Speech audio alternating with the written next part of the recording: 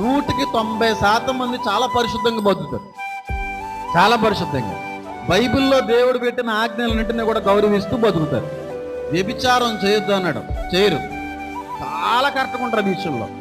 నరహత్య చెయ్యొద్దు అని అన్నాడు, చేయరు, చాలా కరెక్ట్గా ఉంటారు ఈ విషయంలో. దొంగతనం చెయ్యొద్దు అన్నాడు, చాలా కరెక్ట్గా ఉంటారు ఆ విషయంలో.